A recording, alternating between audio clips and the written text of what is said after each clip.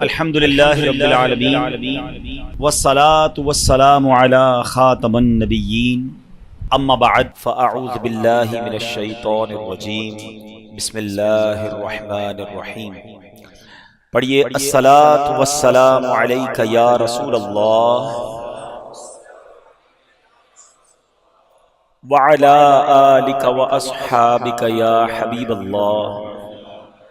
الصلاۃ والسلام علیک یا نبی اللہ وعلی آلک واصحابک یا نور اللہ۔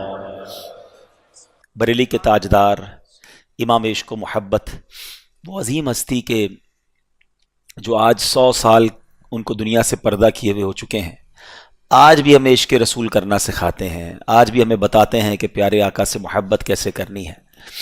ایک بار مدینہ پاک کا سفر تھا، اعلیٰ حضرت مولانا امام احمد رضا خان صاحب نے یہ تمنا کی کہ میں نے جانا ہے اور نبی پاک کا دیدار کرنا ہے۔ حاضری تو دیتے ہیں، اس بار آقا کو اپنی آنکھوں سے دیکھنا ہے۔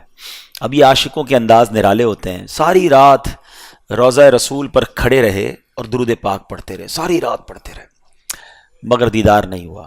عاشقوں کو آزمایا جاتا ہے، ہاں کبھی کبھی آزمائشیں آتی ہیں۔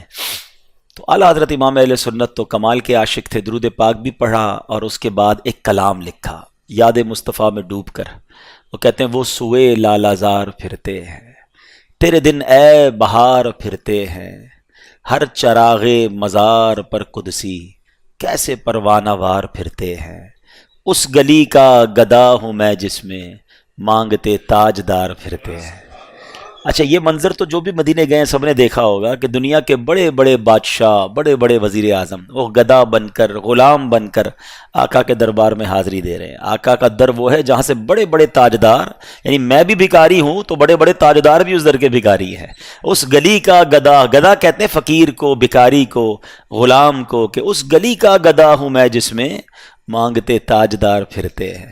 اچھا، لکھتے لکھتے اعلیٰ حضرت نے جو مقطع لکھا نا، وہ بڑی جس کو کہتے ہیں نا دل کی آواز تھی۔ سمجھو نا اگر اس بات کو، ہے انکساری کیسی کی کہ اے رضا تیری کیا اوقات ہے، تجھے کون پوچھے گا، ہے تجھے دیدار کیوں کرایا جائے، ہے تیری بات کیوں سنی جائے، تجھ سے تو بہت سارے نبی پاک کے چاہنے والے، تیرے جیسے سگ، تیرے جیسے کتے تو بہت سارے۔ اگر اس کو میں اور آپ اس انر فیلنگ کے ساتھ اس کو پڑھے نا کہ کوئی کیوں پوچھے تیری بات رضا، تجھ سے کتے ہزار پھرتے ہیں۔ یہ کہ ہم اعلیٰ حضرت سے محبت کرتے ہیں تو ہم کہتے ہیں تیرے شیدا ہزار پھرتے ہیں، تجھ سے شیدا، لیکن انہوں نے جو اپنے آقا کی بارگاہ میں بات کی ہے نا، وہ بڑی دل کی بات تھی، وہ بڑی جس کو کہنا انر فیلنگ تھی کہ تیری اوقات ہی کیا ہے، تجھے کیوں دیدار کرایا جائے، تیری بات کیوں سنی جائے۔ ہاں، جو دل سے بات نکلتی ہے اثر رکھتی ہے۔ پھر کیا ہوا؟ پھر نبی پاک علیہ الصلوۃ والسلام نے اعلیٰ حضرت کو جاگتی آنکھوں سے اپنا دیدار عطا فرمایا، خواب میں نہیں، اعلیٰ حضرت نے بیداری کے عالم میں سرور کائنات صلی اللہ تعالی علیہ وسلم کا دیدار کیا۔ تو بات یہ ہے کہ وہاں دل کی سنی جاتی ہے، پکارنا چاہیے اور پکار دل سے ہونی چاہیے۔ وہ کہتے ہیں نا فریاد امتی جو کرے حال زار میں، پریشان ہونا، دکھی ہونا، پکارو انہیں، ہاں یاد کرو انہیں، وہ بڑے کریم ہیں۔ آقا تو قرآن کہتا ہے نا کہ مومنین پر بڑے مہربان ہیں، رؤوف ہیں، رحیم ہیں۔ وہ مومنین پر مشقت آ جائے تو انہیں گرا گزرتا ہے، وہ ہماری ماں سے زیادہ ہمیں محبت کرنے والے ہیں۔ تو کیا فرمایا؟ فریاد امتی جو کرے حال زار میں، ممکن نہیں کہ خیر بشر کو خبر نہ ہو، واللہ وہ سن لیں گے، فریاد کو پہنچیں گے۔ اتنا بھی تو ہو کوئی جو آہ کرے دل سے، بس دل سے اگر پکارا جائے تو آج بھی کرم ہوتا ہے۔ آپ نے مدینے جانا ہے، آپ نے رسول پاک علیہ الصلوۃ والسلام کا دیدار کرنا ہے، آپ نے عشق رسول کی خیرات مانگنی ہے، اپنے دل کی بات انہیں بتانی ہے، تو دل سے بات کریں، ہاں، اور درود پاک کی کثرت کریں۔ اعلیٰ حضرت نے بھی تو ساری رات درود ہی پڑھا تھا نا، ہاں درود پڑھتے رہیں۔ دکھوں نے تم کو جو گھیرا ہو تو درود پڑھو، جو حاضری کی تمنا ہو تو درود پڑھو۔ درود پاک کی کثرت کریں، آج بھی کرم ہو جاتا ہے۔ ہاں، آنکھ والا تیرے جوبن کا تماشا دیکھے، ہاں آنکھ ہونی چاہیے ایسی۔ گناہ کر کے گندی چیزیں دیکھ کر آنکھوں سے حرام دیکھتے ہیں، پھر کہتے ہیں دیدار مصطفیٰ چاہیے۔ اگر آنکھ سے سرکار دو عالم علیہ الصلوۃ والسلام کا دیدار کرنا ہے، اگر کعبے کا دیدار کرنا ہے، گنبد خضرا دیکھنا ہے، تو آنکھیں پاک بھی تو رکھو نا، آنکھوں سے حرام بھی تو نہ دیکھو نا. آنکھ صاف ہوگی اور پاک کیسے ہوگی؟ خوف خدا سے رونے میں، عشق رسول میں آنسو بہیں گے نا، تو یہ آنکھیں انشاءاللہ پاک ہونے لگ جائیں گی. بری چیزیں نہ دیکھو. شاعر کہتے ہیں آنکھ والا تیرے جوبن کا تماشا دیکھے، دیدائے کور کو کیا آئے نظر کیا دیکھے. تو اللہ کرے کہ ایسی آنکھیں بھی نصیب ہو جائیں. بڑی پیاری بات مفتی اعظم ہند مصطفیٰ رضا خان صاحب نوری لکھتے ہیں نا، کچھ ایسا کر دے میرے کردگار آنکھوں میں، کچھ ایسا کر دے میرے کردگار آنکھوں میں، ہمیشہ نقش رہے روئے یار آنکھوں میں. انہیں نہ دیکھا تو کس کام کی ہیں یہ آنکھیں، انہیں نہ دیکھا تو کس کام کی ہیں یہ آنکھیں، کہ دیکھنے کی ہے ساری بہار آنکھوں میں. اللہ ایسی آنکھیں بھی عطا کر دے، وہ جلوے بھی عطا کر دے، دیدار بھی عطا کر دے. تو انشاءاللہ ہم غلام ہیں، مانگ تو سکتے ہیں نا، قابل نہیں. ہم بھی مانتے ہیں قابل نہیں ہیں ہماری آنکھیں، اور دیدار مصطفیٰ کہاں ہے. ہم تو گندے نکمے، مگر امتی تو ہے نا، جن کے واقعات سنتے ہیں، جن کے معجزات سنتے ہیں، جن کی باتیں سنتے ہیں، ان سے پیار بھی تو ہے نا. تمنا تو کر سکتے ہیں، منہ بھی چھوٹا ہے، اوقات بھی نہیں ہے، مگر کریم کا در ہے. ہمارا کام مانگنا ہے، ہمارا کام التجا کرنا ہے. وہ بڑے ہیں، وہ آقا ہیں، وہ اس وقت بھی نوازتے تھے، وہ آج بھی نوازتے ہیں. بس کرم کی باتیں ہیں. اللہ کرے کہ ہمیں بھی دیدار مصطفیٰ نصیب ہو جائے، ہمیں بھی بار بار دیدار مدینہ نصیب ہو جائے. اے کاش کبھی ایسا بھی ہو خواب میں میرے، ہوں جس کی غلامی میں وہ آقا نظر آئے، ہوں جس کی غلامی میں وہ آقا نظر آئے. انشاءاللہ انشاءاللہ آقا ضرور کرم فرمائیں گے. ہم پکارتے رہیں، اپنے اعمال درست کرتے رہیں. ایسے کام بھی تو نہ کریں نا جن سے وہ ناراض ہوتے ہیں، ایسی باتیں بھی تو نہ کریں جن سے وہ ناراض ہوتے ہیں. آقا فرماتے ہیں نماز پڑھو اور میری آنکھوں کی ٹھنڈک ہے. تو انشاءاللہ نیت کریں کہ اب ساری زندگی نبی پاک کی آنکھوں کی ٹھنڈک، انشاءاللہ ہم نماز کبھی نہیں چھوڑیں گے. انشاءاللہ آج کے بعد ہماری کوئی نماز قضا نہیں ہوگی. انشاءاللہ سنتوں پر عمل کریں. یقین کریں یہ دنیا کی محبت، مال کی محبت، یہ کچھ بھی کام نہیں آئے گی. راکا راضی ہو گئے نا تو بیڑا پار ہو جائے گا. یہ ساتھ لے جائیں گے جنت میں انشاءاللہ. ہاں شفاعت انہوں نے کرنی ہے، یہ راضی ہو جائے، وہ راضی ہو جائے، دوست راضی ہو جائیں، رشتہ دار راضی ہو جائیں، فیملی راضی ہو جائے. اسی چکر میں ساری زندگی گزار دی ہے. کبھی سوچا اللہ رسول راضی ہو جائے، یہ ناراض نہ ہو. خدا را انہی کو ٹارگٹ رکھو، جس سے رب راضی، اس کے حبیب راضی، اس سے سب راضی. ہم باقی لوگوں کو خوش کرنے کے چکر میں اللہ اور اس کے رسول کو ناراض کر بیٹھتے ہیں. اپنی زندگی کا ٹارگٹ سیٹ کر لے، انشاءاللہ زندگی اور آخرت، دنیا اور آخرت دونوں بہتر ہو جائے گی. اللہ مجھے بھی سچا عشق رسول عطا فرمائے، آپ کو بھی سچا عاشق رسول بنا دے. اللہ کرے بس آقا کی یادیں دل میں رہے. ہاں میں آپ کو صحیح بتاؤں، ابھی اس وقت جس کیفیت میں ہم لوگ ہیں، آپ کو اپنا کوئی غم یاد آ رہا ہے؟ آپ کو اپنی کوئی پریشانی یاد آ رہی ہے؟ نہیں آ رہی. کیوں نہیں آ رہی؟ سیدی اعلیٰ حضرت کہتے ہیں ان کے نثار کوئی کیسے ہی رنج میں ہو. دنیا کی تکلیفیں ہیں نا، پریشانیاں ہوتی ہیں، مگر جب آقا یاد آتے ہیں نا تو پھر پتہ کیا ہوتا ہے؟ ان کے نثار کوئی کیسے ہی رنج میں ہو، جب یاد آ گئے ہیں سب غم بھلا دیے ہیں. جب آقا کی یاد دل میں ہونا پھر دنیا کے غم نہیں یاد رہتے. تو ان کی یاد رکھو. ہاں، ان کی رہیں ان کے جلوے، بسیں ان کے جلوے، میرا دل بنے یادگار مدینہ. بس اللہ کرے کہ سرکار کی یاد دل میں رہے. دنیا کی محبت سے نکل جاؤ. اللہ اور اس کے رسول کی محبت دل میں آ گئی نا، زندگی کا مزہ آ جائے گا. ہاں، ہم بعض اوقات محفل میں تو آنسو بھی بہاتے ہیں، نعت ہوتی ہے تو کچھ رکت بھی طاری ہو جاتی ہے. مزہ پتہ ہے کیا ہے؟ ٹھیک ہے محفل میں بھی ہونا چاہیے مگر اکیلے میں. ہاں، کوئی دیکھے نا، میں ہوں اور میرے آقا کی یادیں ہوں، میں ہوں اور مدینے کی یادیں ہوں، ہے نا. دل میں ہو یاد تیری، گوشئے تنہائی ہو، پھر تو خلوت میں عجب انجمن آرائی ہو. اللہ کرے کہ ہمیں ایسی خلوتیں بھی نصیب ہو جائیں، اکیلے میں بھی ہم گناہ نہ کریں، درود پاک پڑھیں، تلاوت قرآن کریں، اکیلے میں بھی ہم اللہ اور اس کے رسول کو یاد کریں. تو پھر دیکھیں انشاءاللہ یہ جو تنہائیاں ہیں نا، ہاں اللہ کو بڑا پسند ہے وہ بندہ. آپ کو پتہ ہے ہم ماشاءاللہ اجتماع میں آتے ہیں، محفل میں دعا ہوتی ہے، ہم روتے بھی ہیں، اچھی بات ہے. مگر وہ لوگ جن کو قیامت کے دن اللہ کے عرش کا سایہ ملے گا، ان خوش نصیبوں میں ایک خوش نصیب وہ بھی ہے جو تنہائی میں اللہ کو یاد کرے اور اس کی آنکھوں سے آنسو بہ جائے. ہاں، تنہائی میں رونے والا اللہ کو بڑا پسند ہے.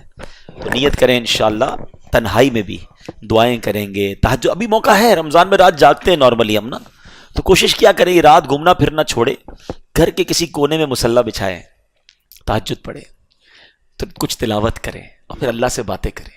ہاں، یہ بڑا پیارا وقت ہوتا ہے، رمضان کی راتیں اور اللہ سے باتیں ہیں. یا اللہ میں پریشان ہوں، یا اللہ میں دکھی ہوں، اے اللہ بیمار ہوں، میرے بھائی کا مسئلہ ہے، بہن کا مسئلہ، کتنے مسئلے ہمارے، کسی کا کاروبار کا پرابلم، کسی کا اولاد کا مسئلہ. سب سے کہتے ہو، رب سے کیوں نہیں کہتے؟ اور یہ جو اکیلے میں باتیں ہیں نا اللہ سے، ہاں اس کا مزہ ہی اور ہے، اس کی فیلنگز ہی اور ہے. مجھے ایک بات بتاؤ، کبھی آپ جس کے پاس ماں ہے، خوش نصیب ہو جس کے پاس ماں ہے، جس کی ماں نہیں ہے اس سے پوچھو اس کو کتنا یاد آتی ہے. کبھی ایسا ہوا ہوگا زندگی میں کہ آپ پریشان ہوں گے کسی وجہ سے اور رات نیند نہ آ رہی ہو اور اپنی ماں کے پاس گئے ہوں گے کہ ماں جی بیمار ہوں، ماں جی پریشان ہوں، کاروبار کا پرابلم ہو گیا، فلاں چیز میں پھنس گیا ہوں. تو کیا ماں کروٹ بدل کر سو گئی تھی؟ ماں کی نیند اڑ گئی تھی. ماں نے سینے لگایا تھا کہ بیٹا گھبرا نہیں میں ہوں، اور ماں نے دعائیں شروع کر دی. ایسا ہی ہے نا، یہ ہوتی ہے ماں، ہم سے زیادہ تکلیف میں آ جاتی ہے، پھر بھی ماں کی قدر لوگ نہیں کرتے. لیکن سچ بتاؤ، کبھی رات کو بستر سے اٹھ کر میں اس کی بارگاہ میں چلا جاؤں جو میری ماں سے بھی کئی گنا زیادہ چاہنے والا ہے، اور اس سے کہوں مولا پریشان ہوں، مولا تکلیف میں ہوں، بیماری میں ہوں، قرضے میں ہوں، مدینے جانا ہے، انتظام نہیں ہے، جو پرابلم ہے کہو نا اس سے. کیا وہ اس کی رحمت تمہیں اپنے دامن میں تمہیں نہیں چھپائے گی؟ یقیناً کرم ہوگا. دل سے دعائیں کرنا سیکھو، اکیلے میں رب سے باتیں کرنا سیکھو، آنسو بہانا سیکھو، اس کا مزہ ہی اور ہے. ادھر ادھر دھکے کھاتے ہو نا، سارے دھکے ختم ہو جائیں گے اگر اللہ کی بارگاہ میں سر جھکا لو گے. اللہ کرے. میرے بے رب جملے ہیں، میں شاید صحیح بات بھی نہیں کر پا رہا، میں اپنی بس جو کیفیت ہے وہ میں بیان کر رہا ہوں. اللہ کرے اس سے کچھ آپ حاصل کر لیں اور ان چیزوں کو اڈاپٹ کریں. اس کا لطف بہت ہے. یہ جو رکت قلبی ہے نا، اللہ کی یاد، اس کے حبیب کی یاد، اس کی یاد میں آنسو بہانا، اس کا مزہ ہی اور ہے. اللہ مجھے بھی نصیب فرمائے اور آپ کو بھی نصیب فرمائے. درود پاک پڑھ لے، صلو علی الحبیب. اصحاب بدر، واقعہ بدر، that was the most historical event in the history of Islam. غزوہ بدر جو ہے یہ اسلام کی تاریخ کا ایک ایسا باب ہے، ایسا سنہرا باب ہے، ایسا ڈیسائیڈر ہے کہ جس کے بارے میں صرف مسلمان ہی فخر نہیں کرتے. آج بھی ساری دنیا کے جو غیر مسلم ہیں نا، ان کو بھی پتا ہے کہ بدر کے میدان میں ہوا کیا تھا. یعنی یہ ان کے پاس آخری چانس تھا، ایک موقع تھا، اور ان کا پلان بھی یہی تھا کہ اس وقت دنیا میں بہت تھوڑے مسلمان تھے. یہ کب ہوا تھا پہلے یہ سمجھیے، یہ 2 سنہ ہجری کو ہوا تھا. ہجری کس کو کہتے ہیں کہ جب نبی پاک علیہ الصلوۃ والسلام مائیگریٹ ہو کر ہجرت کر کے مکے سے مدینے گئے، اب دوسرا ہی سال تھا، پہلے تو بڑی مشکل سے مکے سے نکلے تھے، یہاں بڑا ظلم تھا، مسلمان بھی گنتی کے تھے، مدینے شریف پہنچے، ابھی تو سکون کا گویا سانس بھی نہیں لیا تھا، دوسرا ہی سال تھا، اور ان بدبختوں نے ایک ایسا پلان کیا کہ مسلمانوں کو صفائے ہستی سے مٹا دینا ہے۔ ٹوٹل مسلمان کتنے تھے؟ 313، صرف 313۔ اب آپ اس کو تھوڑا سا اور ازیوم کر لیں کہ 313 بدر کے میدان میں تھے، تو اتنے ہی عورتیں یا بچے مکے میں ہوں گے، مدینہ شریف میں ہوں گے، تو ٹوٹل ملا کر 700-800 لوگ دنیا میں کلمہ پڑھنے والے تھے۔ اس کو سمجھیے گا، اور اس کی جو امپورٹنس ہے اس غزوے کی، کہ بدر کی رات نبی پاک علیہ الصلوۃ والسلام نے خاص دعائیں کی، اور پیارے آقا علیہ الصلوۃ والسلام نے اس رات یہ دعا کی کہ یا اللہ، اگر آج یہ مارے گئے تو پھر تیرا نام لینے والا کوئی نہیں بچے گا، پھر تجھے پکارنے والا دنیا میں کوئی ایمان والا نہیں بچے گا۔ اس طرح نبی پاک نے دعا کی تھی، اور پھر اس دعائے مصطفیٰ کا ثمرہ یہ ملا کہ پھر فرشتوں کی فوج کے ذریعے مدد کی گئی، پہلے 1000، پھر 3000، پھر 5000 فرشتوں کے ذریعے اس میں مدد کی گئی، اور پھر 313 کے مقابلے میں اچھا کمپیریزن کیا تھا، ادھر 313 ہیں، ادھر تقریباً 950، اور ایک روایت کے مطابق 1000 تھے، جو غیر مسلمین تھے وہ 1000۔ مسلمانوں کے پاس ایک گھوڑا یا 2 گھوڑے تھے، 70 یا 80 اونٹ تھے، شکستہ کمانیں تھی، ٹوٹے پھوٹے نیزے اور پرانی تلواریں تھیں۔ مسلمانوں کے پاس صرف یہی تھا، اور ان کے پاس کیا تھا؟ 950 افراد تھے، 100 برق رفتار گھوڑے تھے، 100 زرہ پوش جنگجو تھے، بلڈ پروف جس کو کہیں جیکٹ پہنے ہوئے وہ تھے، اور اسی طرح 600 اعلیٰ نسل کے اونٹ تھے، اور کھانے پینے کے ذخائر تھے۔ وہ روز کئی اونٹ ذبح کرتے اور مل کے کھاتے پیتے، رنگ رلیاں مناتے، ناچ گانے کرتے۔ تو یہ کمپیریزن تھا، مگر ساتھ ایمان تھا، ساتھ جذبہ تھا۔ وہ شاعر کہتے ہیں نا، تھے ان کے پاس 2 گھوڑے، 6 زرہیں، 8 شمشیریں، بدلنے آئے تھے یہ لوگ دنیا بھر کی تقدیریں۔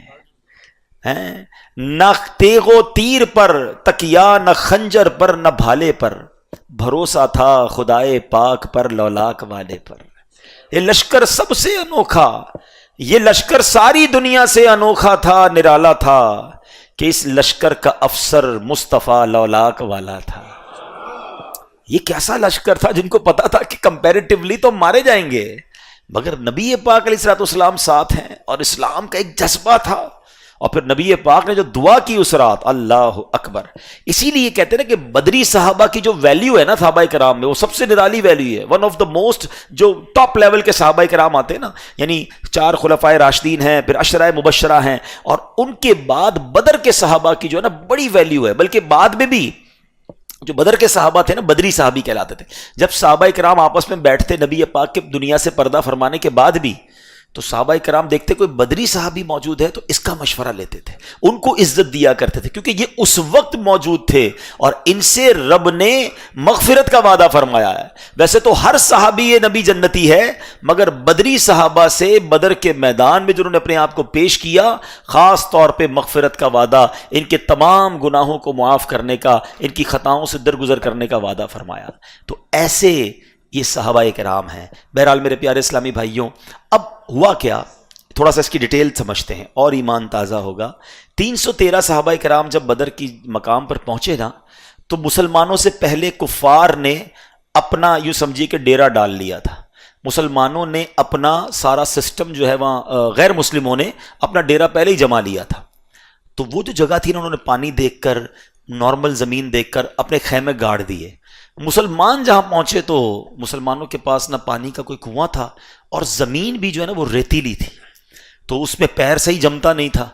تو اب صحابہ کرام نے نبی پاک سے عرض کی، حضور ہماری جو جگہ ہے نا، جہاں ہم کھڑے ہیں یا جہاں ہم پلان کر رہے ہیں، یہ جگہ سوٹیبل نہیں ہے، ہم کیسے یہاں پر وقت گزاریں گے؟ پانی بھی نہیں ہے، گھوڑے بھی ٹھیک کھڑے نہیں ہو پا رہے، زمین بھی انسرٹن ہے، ریتیلی ہے۔ تو اللہ کے حبیب علیہ الصلوۃ والسلام، سبحان اللہ، نبی پاک پر رب کی کیسی رحمتیں ہیں، بدر کے میدان میں ایک بارش آتی ہے، دیکھو یہ غیبی مدد کہتے ہیں نا، بارش اللہ کی رحمت ہے. کیسی رحمت والی بارش تھی؟ قرآن میں اس کا ذکر ہے. قرآن فرماتا ہے وَيُنَزِّلُ عَلَيْكُم مِّنَ السَّمَاءِ مَاءً لِّيُطَهِّرَكُم بِهِ وَيُذْهِبَ عَنكُم رِجْزَ الشَّيْطَانِ وَلِيَرْبِطَ عَلَىٰ قُلُوبِكُم وَيُثَبِّتَ بِهِ الْأَقْدَامَ. قرآن کہتا ہے کہ اور آسمان سے تم پر پانی اتارا تاکہ تمہیں اس سے ستھرا کر دے اور شیطان کی ناپاکی تم سے دور فرما دے اور تمہارے دلوں کی ڈھارس بندھائے اور اس سے تمہارے قدم جما دے. سبحان اللہ. تو پتہ یہ چلا کہ اس بارش سے ہوا کیا، کتنے فائدے ہوئے؟ کہ 4 فائدے قرآن بیان کر رہا ہے کہ تاکہ جو بے وضو اور بے غسل ہوں وہ وضو اور غسل کر کے خوب پاک ہو جائیں، صاف ستھرے ہو جائیں. مسلمانوں کے دلوں سے جو شیطانی وسوسہ ہے وہ دور ہو جائے. پھر فرمایا مسلمانوں کے دلوں کو ڈھارس مل جائے کہ اللہ کی مدد ہمارے ساتھ ہے. اور جو ریتیلی زمین تھی نا، اب دیکھیں اللہ کی شان دیکھیں، اب ریت پہ پانی پڑے تو وہ سالڈ ہو جاتی ہے، تو وہ ساری جگہ پراپر ہو گئی، سالڈ ہو گئی. سامنے کی زمین سالڈ تھی تو وہاں کیچڑ ہو گئی، ان کے لیے پرابلم کھڑی ہو گئی. مسلمانوں کی زمین سٹیبل ہو گئی. وہاں پانی تھا لیکن بہت زیادہ پانی ہو گیا. مسلمانوں کے پاس پانی بالکل نہیں تھا، انہوں نے پونڈز بنا لیے تو اس میں پانی بھی جمع ہو گیا. یعنی ایک بارش نے اس پوری سچویشن کو تبدیل کر دیا. اچھا، پھر بدر کے میدان میں صرف ایک بارش کے ذریعے مدد نہیں آئی. سبحان اللہ. آج کل لوگ، آپ جو بچے ہیں ان کو پتہ ہے ایڈیٹنگ کرتے ہیں، کئی سافٹ ویئرز ہیں، چھوٹا سا مجمع ہو اس کو ایڈٹ کر کے بڑا بنا سکتے ہیں، بہت بڑا کراؤڈ ہو اس کو ایڈٹ کر کے چھوٹا کر سکتے ہیں. امیجنیشنز کا دور ہے، گرافکس کا دور ہے. اس وقت پتہ کیا ہوا کہ جنگ کے وقت جب صفیں بنائی گئی نا، مسلمان تو 313 تھے اور کافر بہت زیادہ تھے، مگر اللہ کی شان دیکھیں، روحانی گرافکس دیکھیں کیسے کام آئے کہ مسلمانوں کو کافر تھوڑے نظر آ رہے تھے اور غیر مسلموں کو مسلمان زیادہ نظر آ رہے تھے. یعنی مسلمانوں کا حوصلہ بڑھ گیا کہ اتنے تھوڑے ہیں، ان کو تو نپٹا دیں گے، اور ان کو لگ رہا تھا اتنے زیادہ ہیں ہم کیسے لڑیں گے. ان کے دل پر خوف طاری ہو گیا اور مسلمانوں کو اللہ پاک نے حوصلہ عطا فرما دیا. ایک اور مدد یہ ہوئی، آج کل ایک فینومینا بڑا ڈسکس ہوتا ہے پاور نیپ کا، کہ جب بھی کوئی بڑا کام کرنا ہے اس سے پہلے تھوڑی دیر کے لیے آپ جو ہے وہ لے لیں، کیا نام ہے، نیند کر لیں 15-20 منٹ کی، آدھے گھنٹے کی. اس کو پاور نیپ کہتے ہیں. تو بندہ اس میں تگڑا ہو جاتا ہے. کچھ لوگ آج کل افطار کے بعد تھوڑی دیر سوتے ہیں تو تراویح کے لیے صحت مزہ آ جاتا ہے، تھوڑے فریش ہو جاتے ہیں. ایسا ہی ہے نا. آپ کو پتہ ہے جنگ کے لیے صفیں بن چکی تھیں اور اللہ پاک نے مسلمانوں پر ایک نیند طاری کر دی. یہ کیسے پاسبل ہے کہ دشمن سامنے کھڑا ہو اور سارے کے سارے جو مسلمان ہیں وہ نیند میں چلے گئے؟ اور تھوڑی دیر کی نیند تھی، لیکن تھوڑی دیر کے لیے انہوں نے پلک جھپک کر جب آنکھیں کھولی تو سارے کے سارے مسلمان فریش ہو چکے تھے. سب کو ایک نئی طاقت مل چکی تھی. وہ کہتے ہیں نا کمپیوٹر ری سٹارٹ ہو جاتا ہے. بندہ تھوڑی دیر کے لیے سوتا ہے لیکن اس کے بعد جب اٹھتا ہے تو سر سے ایک پریشر ختم ہو جاتا ہے، بندہ دوبارہ بڑے کام کے لیے تیار ہو جاتا ہے. تو بدر کے میدان میں یہ بھی ایک سمجھ لیں مسلمانوں کو مدد ملی کہ مسلمانوں پر ایک نیند طاری کر دی گئی. اب کیا ہوا؟ غزوہ شروع ہونے لگا. تو وہاں جو ہے وہ اور عجیب عجیب داستانیں. حضرت سعد بن ابی وقاص رضی اللہ تعالیٰ کے چھوٹے بھائی سیدنا عمیر بن ابی وقاص رضی اللہ تعالیٰ ابھی 9 عمری تھے، چھوٹے ہی تھے. بدر کے موقع پر کبھی ادھر چھپتے تھے کبھی ادھر چھپتے تھے، کیونکہ سلیکشن ہو رہی تھی کہ کون کون لڑائی کے لیے جائے گا. تو حضرت سیدنا سعد رضی اللہ تعالیٰ فرماتے ہیں میں نے تعجب سے پوچھا کیوں چھپتے ہو؟ تو کہتے ہیں کہ مجھے اللہ کی راہ میں لڑنے کا بڑا شوق ہے، شہادت کا شوق ہے. عمر چھوٹی ہے، کہیں نبی پاک مجھے دیکھ کر لائن سے نکال نہ دے. تو پیارے آقا علیہ الصلوۃ والسلام کی توجہ میں آ گئے. نبی پاک نے کہا آپ تو نہیں جا سکتے، آپ کی عمر چھوٹی ہے. تو وہ رونے لگے کہ نہیں میں نے جانا ہے اور میں نے شہید ہونا ہے. اللہ اکبر. نبی پاک علیہ الصلوۃ والسلام نے جب ان کا رونا دیکھا تو ان کو اپنے غزوے میں شامل فرما لیا. یہ وہ لوگ تھے جو جان دینے کے لیے روتے تھے. آج گناہ کرنے کے لیے ماں باپ کے آگے بچے رو رہے ہوتے ہیں، میں نے ادھر جانا ہے میں نے ادھر جانا ہے. یہ کیسی تربیت تھی، یہ کیسے لوگ تھے؟ اور پھر یہ شریک بھی ہوئے اور اللہ کی راہ میں شہید بھی ہو گئے. اچھا 2 اور بچے تھے، انہوں نے تو کمال کر دیا نا. نبی پاک علیہ الصلوۃ والسلام کا جو سب سے بڑا دشمن ہے نا ابو جہل ہے. اس امت کا فرعون کہا گیا اسے. پیارے آقا علیہ الصلوۃ والسلام کا سب سے بڑا وہ دشمن تھا. اب 2 بچے جو تھے، حضرت عبد الرحمن بن عوف کہتے ہیں جب لائنیں لگی ہوئی تھیں تو 2 بچے میرے پاس آئے، کہا حضرت یہ بتائیں ابو جہل کہاں ہے؟ تو تمہیں کیا کام ہے ابو جہل سے؟ چھوٹے بچے. وہ بچوں نے جو کہا نا وہ شاعر نے اپنے الفاظ میں بیان کیا. کہتے ہیں قسم کھائی ہے مر جائیں گے یا ماریں گے ناری کو. قسم کھائی ہے مر جائیں گے یا ماریں گے ناری کو، سنا ہے گالیاں دیتا ہے وہ محبوب باری کو. اور ان بچوں کو جب بتایا نا حضرت عبد الرحمن بن عوف نے کہ وہ رہا ابو جہل، وہ دوڑتے ہوئے گئے اور دونوں بچوں ان پر حملہ کر دیا اور اتنے وار کیے تلوار کے کہ ابو جہل کو واصل جہنم کر دیا. ان بچوں نے مار دیا. اللہ کی شان دیکھیں, ان کا جرنیل, ان کا سپہ سالار کسی بڑے طاقتور صحابی کے ہاتھوں ہلاک نہیں ہوا, برباد نہیں ہوا, بلکہ 2 چھوٹے بچوں کے ہاتھوں اس کا کام تمام ہو گیا. اور اب جب یہ غزوہ شروع ہوا نا تو مسلمان حیران تھے کہ ہم تو ابھی چابک اٹھاتے ہیں, ہم تلوار اٹھاتے ہیں, اس سے پہلے ہی کافر کا سر اڑ جاتا ہے. تو نبی پاک کے پاس آئے کہ حضور سمجھ نہیں آ رہی ہو کیا رہا ہے, ہم تو کسی کی طرف جاتے ہیں اس سے پہلے وہ گر جاتا ہے, اس سے پہلے اس کا سر اڑ جاتا ہے. تو اللہ کے حبیب علیہ الصلوۃ والسلام نے فرمایا یہ تیسرے آسمان کی مدد آئی ہے. صحابہ کرام کو اپنے سر پر گھوڑا دوڑنے کی آواز آتی تھی, چابک چلنے کی آواز آتی تھی, بلکہ ایک آواز آتی تھی ایک دم حیزوم, اے حیزوم آگے بڑھ. اور یہ حیزوم کون ہے؟ علماء فرماتے ہیں حضرت جبریل علیہ الصلوۃ والسلام کے گھوڑے کا نام ہے. تو فرشتے آئے, مسلمانوں 313 میں سے صرف 14 شہید ہوئے اس غزوے میں, اور کفار میں جو جس کو کہتے ہیں نا سراسیمگی پھیل گئی, وہ اتنے خوف زدہ ہو گئے کہ یہ ہو کیا رہا ہے, ہم کچھ ہمارے کون مار رہا ہے, ہم کو یہ نظر نہیں آ رہا, یہ دشمن کدھر سے آ گیا ہے. انہوں نے بوریا بستر سمیٹا اور وہ بھاگے. کئی لوگ ان کے یوں سمجھیے کہ دنیا سے گئے. اور اس میں اس دن جو ہیبت پڑ گئی نا کفار کے دل پر کہ ان سے لڑائی کرنا آسان نہیں ہے, ان کے لیے تو فرشتے مدد کو آ جاتے ہیں. یعنی ان کا تو فل پلان تھا کہ 313 ایک ہی باری میں ختم کرو, اسلام کا نام ہی ختم ہو جائے گا, ختم لپیٹ دیا جائے گا اسلام. مگر انہیں کیا پتا تھا کہ کس کا دین ہے, کون سے حبیب علیہ الصلوۃ والسلام. اب تھوڑا سا میں ٹچ دے دیتا ہوں کہ جب بھی اسلام کو مٹانے کی کوشش کی گئی ہے نا, پھر دیکھیں کیسے غیب سے مدد آئی اور پوری دنیا کے لوگوں پر ہیبت طاری کر دی گئی. جو یہ کعبہ گرانے ابرہہ آ رہا تھا, سورہ فیل کا واقعہ یاد ہونا چاہیے آپ کو, کہ وہ تو آیا تھا ہاتھیوں کا لشکر لے کر کہ ایک بار کعبے کو ختم کر دو, نہ رہے کعبہ نہ کرے حج. مگر اس کو پتا نہیں تھا کہ یہ گھر کس کا ہے. اور دنیا کا دستور ہے ایئر فورس کا مقابلہ ایئر فورس کرتی ہے, دنیا کا دستور ہے آرمی کا مقابلہ آرمی کرتی ہے, جہاز کا مقابلہ جہاز, ٹینک کا مقابلہ ٹینک. ہاتھی آئے تھے تو اگر ان کا مقابلہ کرنا تھا تو رب نے کوئی بڑی چیز بھیجنی تھی نا, مگر میرے رب نے اپنی قدرت کا نظارہ کیسے دکھایا کہ چھوٹے چھوٹے ابابیل بھیج دیے. ابابیل اتنا سا پرندہ ہوتا ہے آپ کی مٹھی میں آ جائے گا. اچھا ابابیل کتنا بڑا کنکر کیری کر سکتا ہے, کوئی میزائل کیری نہیں کر سکتا, اتنا کنکر ہو سکتے ہیں, اتنا چھوٹا ہی پرندہ ہے. اللہ نے دنیا کو دکھانا تھا کہ جناب میرا رب چاہے تو ابابیل اور کنکر کے ذریعے ہاتھی والوں کے پرخچے اڑا سکتا ہے. کیا کہا تھا؟ الم تر کیف فعل ربک باصحاب الفیل, اے محبوب تم نے نہ دیکھا کہ اللہ نے ہاتھی والوں کے ساتھ کیا کیا ہے؟ پھر کیا ہوا؟ ان کو فجعلہم کعصف مأکول, انہیں بھوسے کی طرح پیس پیس ٹکڑے ٹکڑے کر دیا گیا. یہ ہمیں پتا چلتا ہے کہ جب اسلام پر ایسا حملہ ہوتا ہے نا اور ایمان والے مضبوط ہوں تو اللہ غیب سے کیسی مدد کرتا ہے. بس اللہ کرے کہ اصحاب بدر کے ایمان کی جھلک ہمیں مل جائے, ان کا حصہ ہمیں مل جائے. ہم بڑے کنفیوز رہتے ہیں, یار ہمارے وطن میں تو کچھ بھی نہیں ہے, او جناب بڑی طاقتیں ہیں تو فلاں کے پاس بڑی طاقت تو بڑی فوج اور بڑے معاملات. ارے میرے پیارے بھائیوں, ان کے پاس چاہے کتنی بڑی طاقت ہو, ہمارے پاس ایمان کی طاقت ہے.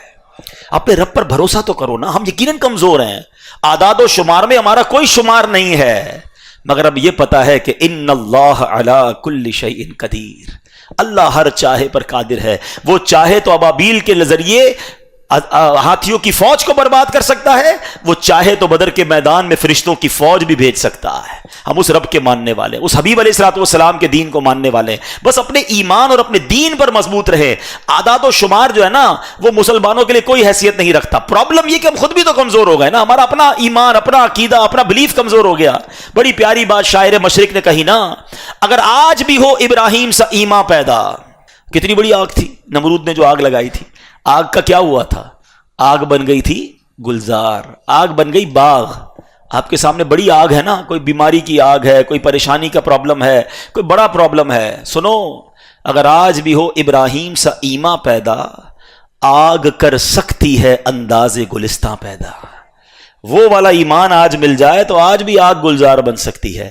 تو بہرحال میرے پیارے اسلامی بھائیوں, ہم سب نے یہ بات ذہن میں رکھنی ہے کہ ہمیں اپنے بدر کے اس واقعے سے ایمان کو مضبوط کرنا ہے. اچھا, بدر کے میدان میں ایک اور بہت خوبصورت بات یہ ہوئی کہ ایک رات پہلے ابو داؤد شریف کی حدیث ہے. اب میں 2 حدیثیں پیش کروں گا, بہت سارے مسکنسیپشن, بہت ساری باتیں آپ کی کلیئر ہو جائیں گی. کنفیوژن پھیلانے والے بڑی کنفیوژن پھیلاتے ہیں, ٹھیک ہے. ابو داؤد شریف کی حدیث ہے, میرے آقا علیہ الصلوۃ والسلام نے ایک رات پہلے اپنے ہاتھ سے چھڑی کے ذریعے زمین پر اپنے صحابہ کرام بیٹھے تھے اور ہاتھ سے چھڑی کے ذریعے بتایا کل یہاں فلاں کافر کا قتل ہوگا، کل یہاں فلاں کافر کی لاش ہوگی، کل یہاں فلاں کافر کی لاش ہوگی. ایک دن پہلے سیاستہ کی حدیث ہے، نبی پاک نے بتا دیا. اور صحابی کہتے ہیں اگلے دن جنگ ختم ہونے کے بعد جہاں جہاں میرے آقا نے لکیر کھینچی تھی اور جس کافر کا نام لیا تھا اس کی لاش دوسرے دن اسی جگہ پر پڑی ہوئی تھی کہ جنگ بدر کا نقشہ حضور جانتے ہیں، جو ہو چکا ہے جو ہوگا حضور جانتے ہیں. یہ میں حدیث پڑھ کے سنا رہا ہوں، کیسے ایک دن پہلے نبی پاک نے بتا دیا. نہ ماننے والے نہ مانیں وہ ان کا پرابلم ہے، ٹھیک ہے. ہم یہ جانتے ہیں کہ اللہ کی عطا سے ہمارا عقیدہ الحمدللہ یہی ہے، رب کے بتائے بغیر کوئی کچھ نہیں جانتا ہے. رب کے پاس اپنا علم ذاتی ہے، وہ مالک ہے، وہ خالق ہے، ساری دنیا اس کی محتاج ہے، رب کسی کا محتاج نہیں ہے. مگر اگر رب اپنے پیاروں کو کچھ علوم عطا فرما دے تو کسی کو کیا پرابلم ہے؟ آج ہم بھی زندگی میں کرتے ہیں نا، ہیں کبھی ٹریول پر جائیں تو کسی مینیجر کو، کسی بیٹے کو، کسی جاننے والے کو پاور آف اٹارنی دے جاتے ہیں کہ میری پراپرٹی آپ ٹرانسفر کرا دینا، میرے بینک سے پیسے آپ نکلوا لینا. تو کوئی نہیں کہتا کہ بھئی یہ پراپرٹی اس کی ہے، کہتے پراپرٹی اس کی ہے، پاور آف اٹارنی اس کے پاس ہے، اختیارات اس کے پاس ہیں بلا تمثیل. اگر یہ بات دماغ میں بیٹھ جائے نا تو سارے وسوسے ختم ہو جائیں گے کہ اگر ہم یہ مانتے ہیں کہ اللہ کے نبی علیہ الصلوۃ والسلام یا اللہ کے پیاروں کے پاس کچھ کمالات یا کچھ اتھارٹیز ہیں تو وہ رب کی دی ہوئی ہیں، اللہ کسی سے نہیں لیتا. اللہ کے پاس جو ہے اس کا ذاتی ہے. رب اپنے پیاروں کو جو چاہے عطا فرمائے، جتنا چاہے علم عطا فرمائے.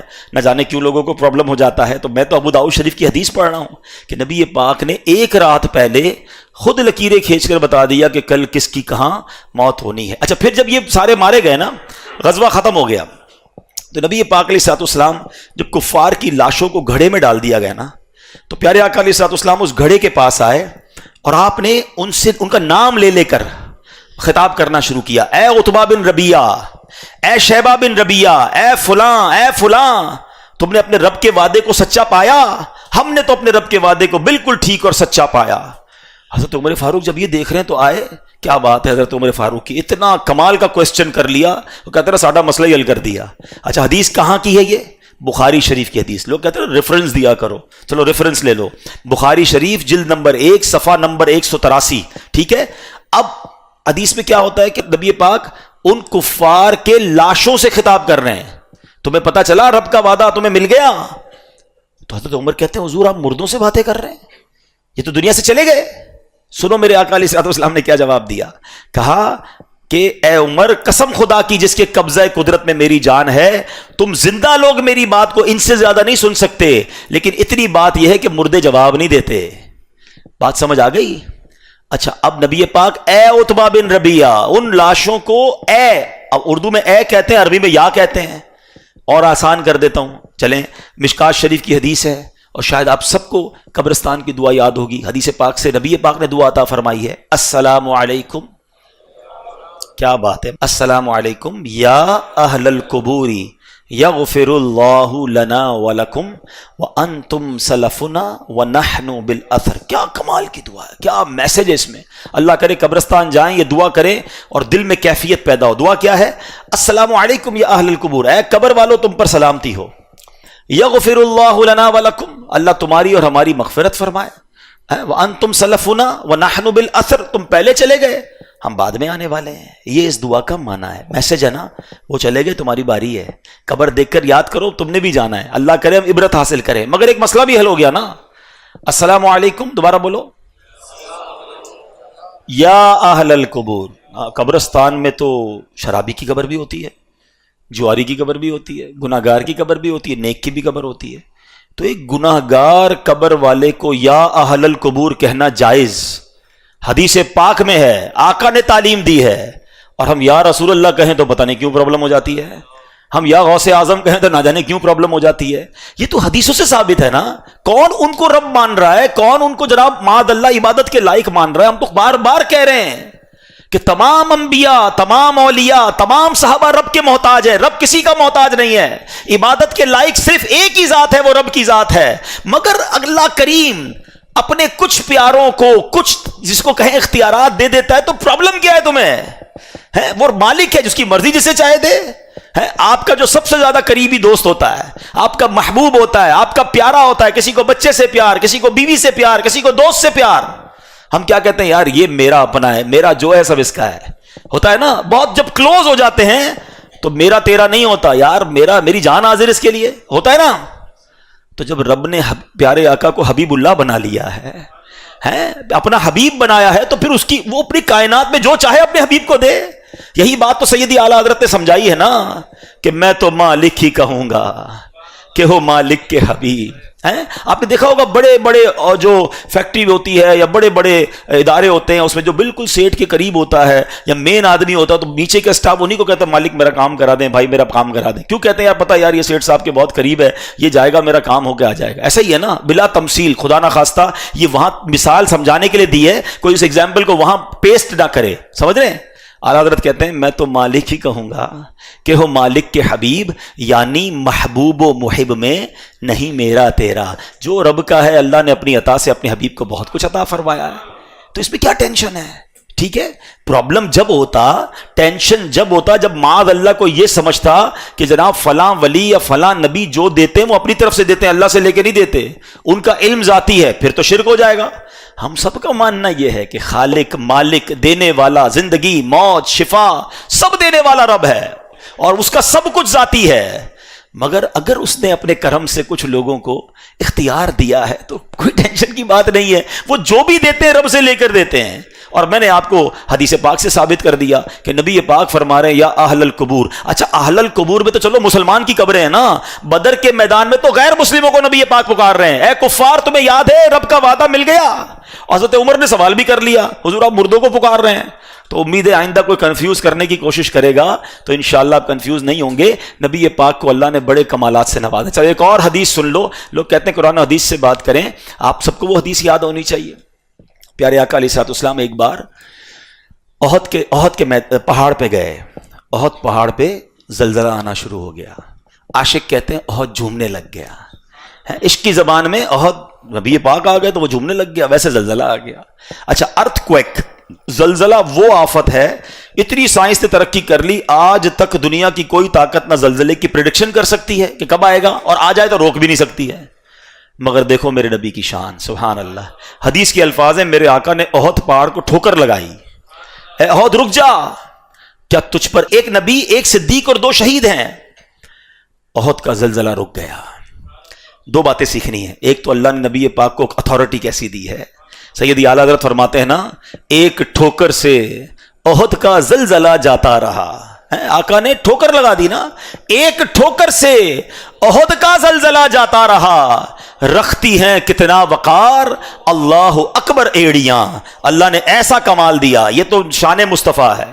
مگر ایک سوال ہے جناب، پیارے آقا نے فرمایا ایک نبی، ایک صدیق اور 2 شہید ہیں. نبی تو نبی پاک علیہ الصلوۃ والسلام ہو گئے، صدیق ابو بکر صدیق رضی اللہ تعالیٰ عنہ ہو گئے. 2 کون ساتھ تھے؟ حضرت عمر ساتھ تھے، حضرت عثمان ساتھ تھے. پیارے آقا کو پہلے کیسے پتہ چل گیا کہ یہ شہید ہوں گے؟ یہ تو حیات تھے نا، ساتھ موجود تھے پہاڑ پر. مطلب اور کتنی آپ کو حدیثیں اور ایویڈنس چاہیے کہ اللہ نے اپنے حبیب کو بہت سارے علوم سے نوازا تھا، اور ہم تو غلام ہیں. اچھا غلام کو تو خوش ہونا چاہیے. پتہ نہیں کیوں پرابلم ہوتی ہے لوگوں کو، بھائی آپ کے نبی کو اتنا بڑا مقام ملا ہے تو آپ کو تو خوش ہونا چاہیے. کچھ لوگوں کو پتہ نہیں کیوں پرابلم شروع ہو جاتی ہے، ارے ہم تو ان کے امتی ہیں، ہی ہماری خوش نصیبی ہے. وہ ہمارے نبی، ان کے ہم امتی، امتی تیری قسمت پہ لاکھوں سلام. تو ہمیں تو انجوائے کرنا چاہیے جب اللہ کے نبی کی شان بیان ہو اور ان کے کمالات بیان ہو. تو بہرحال میرے پیارے اسلامی بھائیوں، بدر کا واقعہ one of the amazing historical event in the history of Islam. اللہ نے جو مدد فرمائی، سبحان اللہ، ایمان تازہ ہو جاتا ہے. مگر وہ صحابہ اپنا کام کر گئے. انہیں تھوڑی پتا تھا کہ فرشتے آئیں گے، وہ تو جان دینے ہی گئے تھے، وہ تو گئے تھے قربان ہونے. انہوں نے کہا تھا حضور ہم آپ کے ساتھ ہیں، ان کو پتا تھا کہ مارے جائیں گے، مگر اللہ کے نام پر سب کچھ قربان کرنے کے لیے وہ تیار تھے. تو آج اس واقعے سے ہمیں بھی یہ سیکھنا ہے کہ اگر کبھی دین کو ہماری قربانی کی ضرورت پڑے تو ہمیں وہ قربانی دینی چاہیے، چاہے وہ مال کی قربانی ہو، وقت کی قربانی ہو، ہو، اللہ کرے کہ کبھی ہماری جان بھی اللہ کے دین کے لیے کام آ جائے، تو ہمیں اس میں دین کے لیے قربانی کے لیے تیار رہنا چاہیے. اور اگر کبھی پھنس جائیں کسی معاملے میں تو ڈرنا یا گھبرانا نہیں ہے، دعا کریں، اللہ غیب سے مدد فرمائے گا، ہماری مشکلیں آسان فرمائے گا. تو بہرحال الحمدللہ ایسی پیاری باتیں دعوت اسلامی کے ماحول میں ہمیں سیکھی اور سکھائی جاتی ہیں. ہمیں دعوت اسلامی کے اس ماحول سے وابستہ رہنا ہے. ہو سکے تو اسی طرح کے اجتماعات میں